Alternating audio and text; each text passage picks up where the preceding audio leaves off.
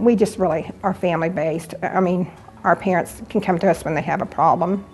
You know, we try to brainstorm with the parents if they're having a problem with the child. But I think just teachable moments and things that we send home that work with the families on social skills is very important. So.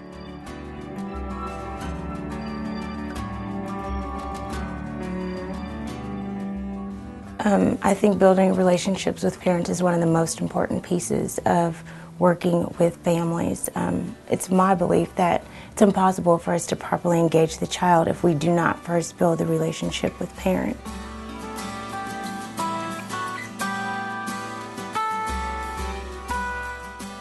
It's very important to have our parents involved in the classroom with us because we want to teach them that they're their child's first teacher and their most important teacher. We just want to come alongside them and provide education alongside with what they're getting at home. I'm learning things as well as my children are and being able to take it home. That's one of the most important things to me, is that they're learning. It lets him know that I love him too, that I have time for him. Even though Mommy's busy with the baby, I still have time for him. My lap's big enough for two. We had opportunities to help make PBS kits to take into the home. We've been asked to help with a lot of stuff because we are in the home with the families, and so we get to produce our ideas and we work from that. Also, by talking, you build that relationship with them. They develop trust. Even though they can't understand your words, they can understand your facial expressions, your eye contact, the warmth that you have in your voice. We teach baby sign as soon as 7 months. Sometimes we start to teach baby sign. That helps children who are very young and don't have the words yet to communicate what they want.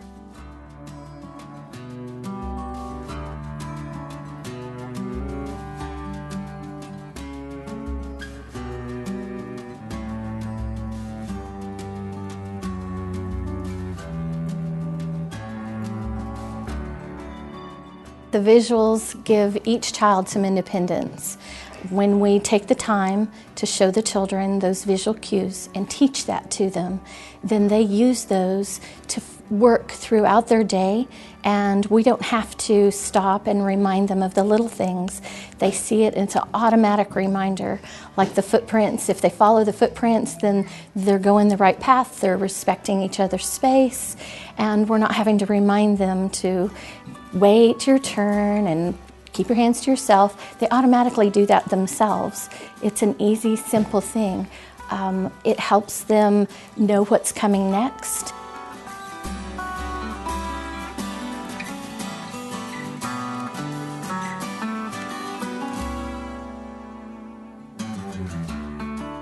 Really, the teachers in the classroom are just kind of facilitators of children's play. I mean, the children get to choose what they want to do in our classroom. They get to help make decisions in our classroom. They get to vote, they get to do all those, I mean, they get to choose songs. It's very child-orientated in our classroom.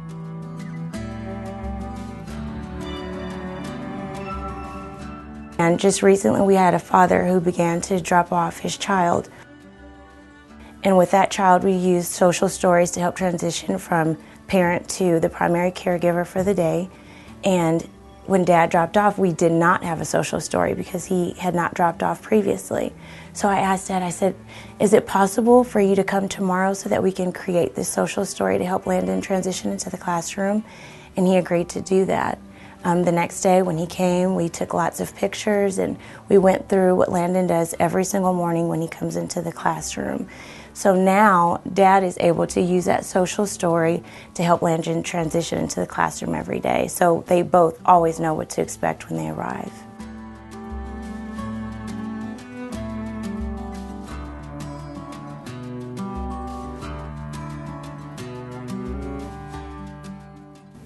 It's just real important that we start at the home, in the home, and the parents need support in defining what they want for their child and their expectations. But I think those three things, we are safe, we are responsible, and we are respectful, tied in everything that they wanted at home. We make a list of the family rules. That way the child can know what your expectations are. And that's what I encourage the parent to do is every time before breakfast or after breakfast, go over to the poster and have the child help read the pictures, because his pictures were on the poster. At Head Start, we was wagging feet. And where can we use our running feet? Outside. All right. At Head Start, we will share and take turns. And what do we have to share and take turns with? Toys and toilet papers.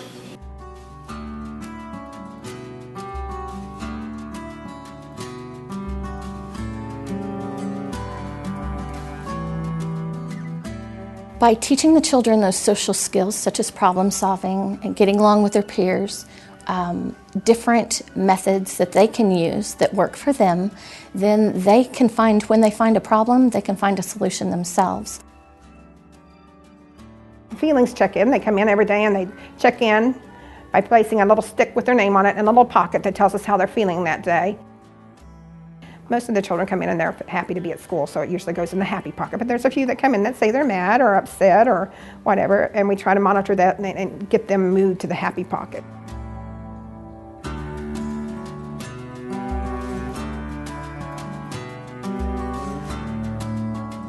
The pig bubble machine was broken, and so they couldn't play with it right now.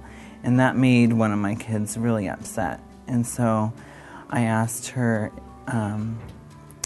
if she needed to go to the drawer to pull out a friend.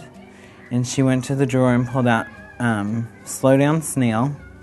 And she got the book about our emotions in the bottom drawer, and we went to library.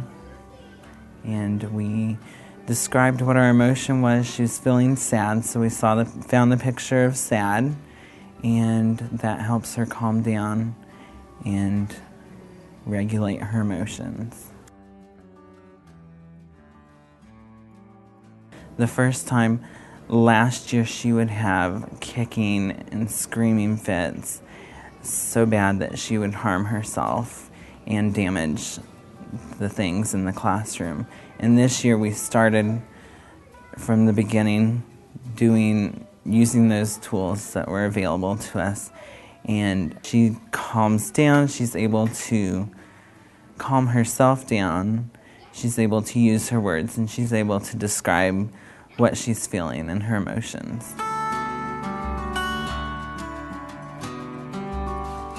We like to practice what we teach when it comes to PBS. We teach families to do rules. We teach the families feelings, so we carry that on into our home visits. And it allows the families to pick out the feeling faces of how they are feeling that day.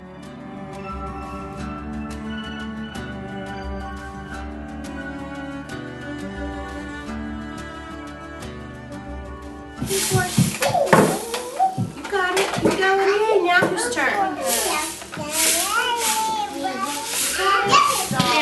One, two. There's the star. Good job. Let's let Carson try to find it. I don't need a spoon. It's cute. You are scared? I'm sorry. What do you want to do it? Hold my turtle. Hold on to the handle. Hold on to the handle. You gonna help me pour it? Do you think he's scared? Is that why he's tucked in his shell?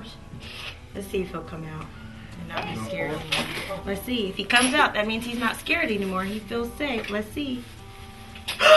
Wow, he came out. He said, I'm not scared. I'm not scared.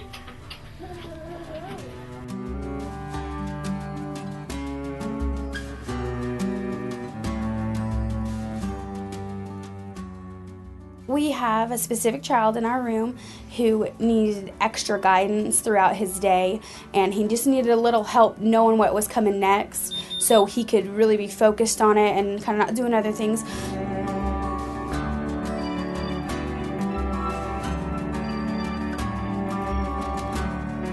I was in an emergency room, and I was waiting out in the waiting room for my family, and I heard a couple come in, and I heard them talk about, you know, use your words, get out your busy bags. First we're going to do this, and then we're going to do that. And I was thinking, that sounds like PBS. So I turned my head around, and sure enough, it was a family that I had worked with, and this child had had a lot of challenging behaviors, and I had took the PBS into the home, and I had taught the mother different activities and different things that she could use for PBS to help her child. And she did. She ran with it, and it was a true success story. You know, where there was no hope, where they were sad, tired, frustrated, now they've got light in their eyes, it's dancing, and everything is doing great. Well, we involve the children with disabilities in everything we do. I mean, we may have to do some adaptations for them, or have somebody close at hand to help them with those, but we involve them pretty much in everything that we do and treat them just like we would anybody else. Every child has something or another that they're working on, whether it's learning their letters or learning to behave. And what I like to see is that when someone comes into our classroom, they can't tell one child from another. It's just another kid in the classroom.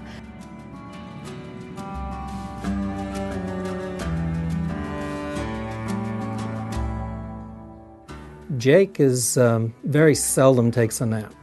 While his friends are trying to nap, Jake is wide awake and a very active young man. But one day when I was walking through the classroom to develop a message, I heard this, psst, psst, Mr. B, Mr. B. And I look over and there's this structure in the classroom made out of cardboard and other things in the classroom. And so I looked over and there was Jake. And he said, Mr. B, in a quiet voice, can you visit with me? So I went over to there and he says, to his area. And I said, oh, Jake, this is totally awesome. I said, you have a man cave. And he got excited and he looked at me and he said, a man cave? Yeah, I have a man cave. It was individualized for him, not to be able to play and interact with himself and not just be dead time for him without interrupting those who sleep. So we ended up adapting it so that he has 15 minutes of rest time while everybody kind of gets settled and most of them fall asleep, and then he will get out his box after his own timer goes off and he'll start his play. He does it all. It's independent. We don't have to say, Jake, get your box out, or Jake, set your timer, or Jake, get your cave up. He does it all himself.